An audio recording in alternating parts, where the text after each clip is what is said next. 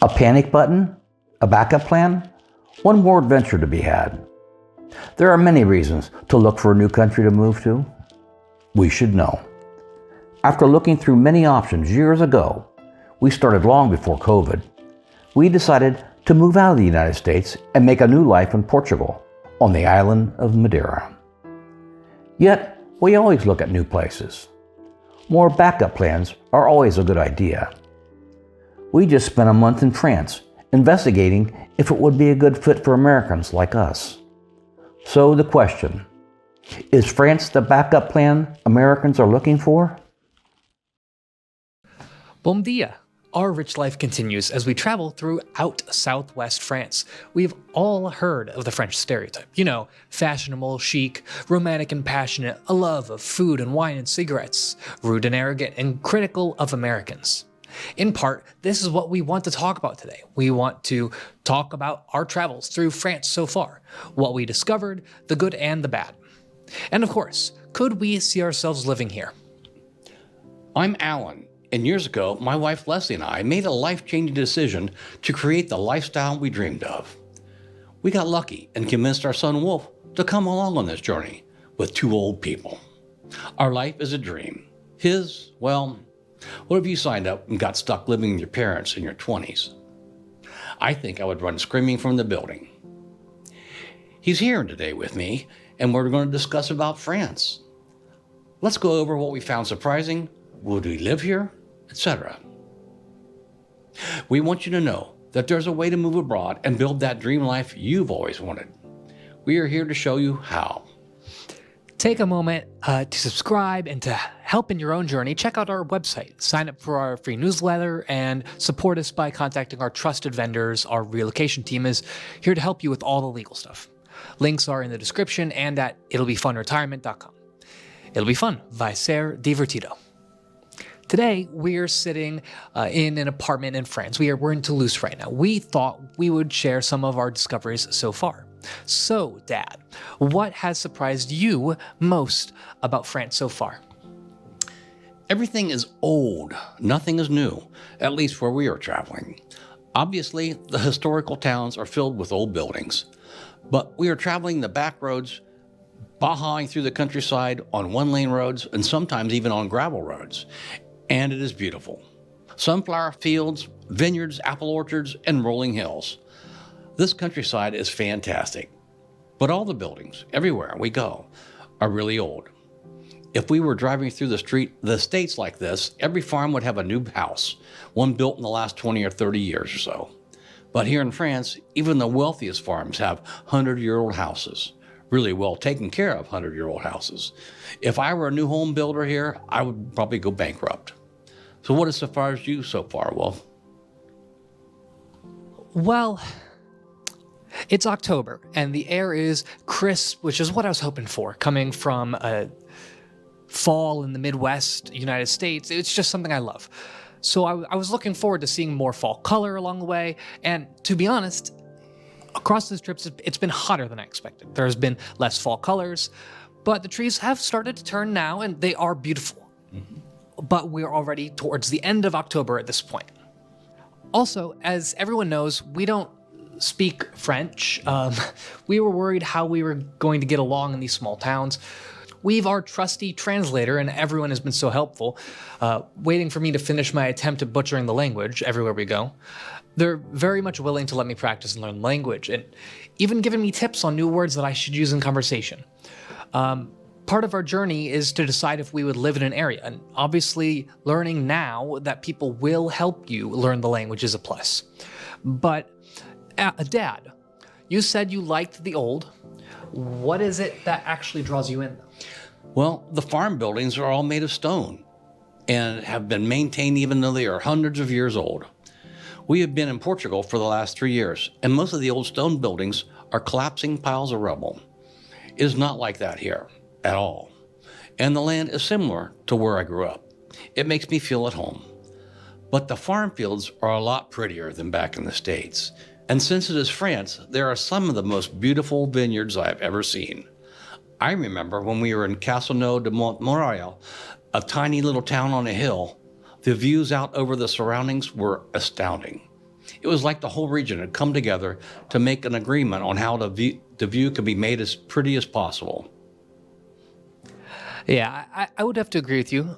Everything's very clean here. There are obviously going to be less well taken care of areas, but it's all been really inviting and it makes you feel prosperous. But up next, what would your dream affordable property look like here? And how much would it cost? The houses here are made of stone, and our last home in the U.S. was a stone house, which we truly loved. But we found my dream property here. It was a very old stone house in a medieval village and right in the old part, Charlotte, Canada. The home is in great shape on the outside, and the inside hasn't seen a remodel in at least 100 years. It has no parking, since it's in a historic section, and it doesn't even have a garden space. But Leslie and I can't stop talking about it and all its potential. Wow, maybe we'll put a bid in. But we have more areas to go before we can make any decision like that. You asked me how much would I spend? I think maybe up to $300,000. That's including the remodel. What about you, Wolf? What would your dream property look like here in France, and where would it be? Well, I think I like the smaller towns, but I would want one that doesn't close up in the winter months, at least not completely.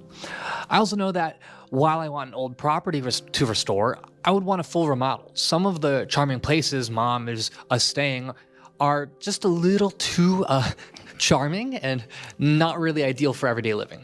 I have rediscovered how much I like it when it's chilly, though.